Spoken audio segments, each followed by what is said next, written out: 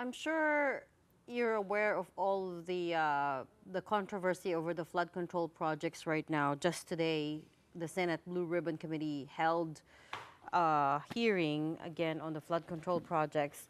And then yung flooding sa QC came a day after Mayor Joy Belmonte herself gave a press conference on all the anomalies that they found.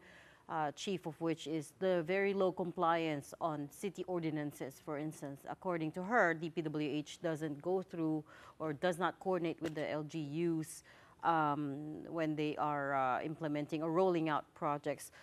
You're the head of the Disaster Risk Management Office.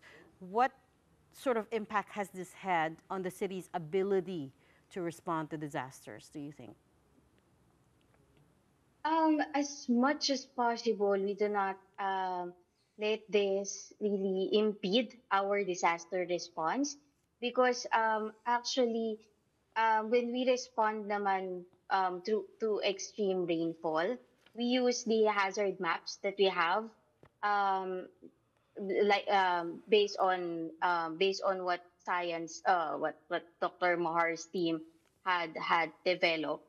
Um, and regardless kung if there's a project or that may not be that effective in that particular area or that may impede yung engineering interventions, we already have an anticipated, meron na kaming projections kung saan talaga yung bahain and lalo na yun yung Mm. mga waterways.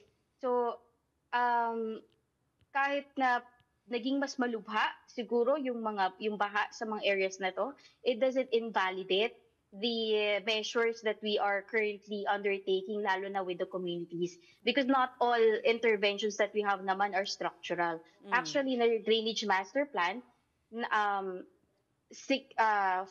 or 11 of those projects out of the 15 projects are non-structural. So these are projects that are to empower yung communities, strengthening the early warning systems. Mm. And I suppose na it shouldn't affect much kung ano yung ginagawa na ngayon. Mm. Actually, they should empower more our communities that what they are doing on the ground matters pa rin. Yeah. Lalo na to prepare. Yeah.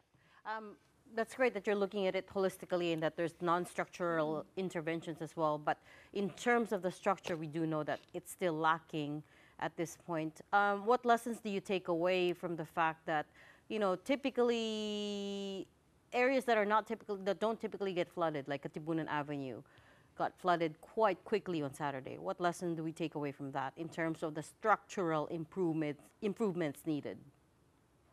Well, we have to re-examine the design of our drainage systems if kung how much yung thresholds na kakayanin niya.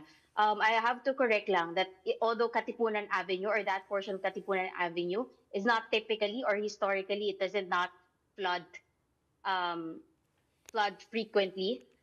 In our hazard maps, lalo na doon sa ating mga 1 and 25-year flood hazard maps, it is depicted there that they are still susceptible to flood.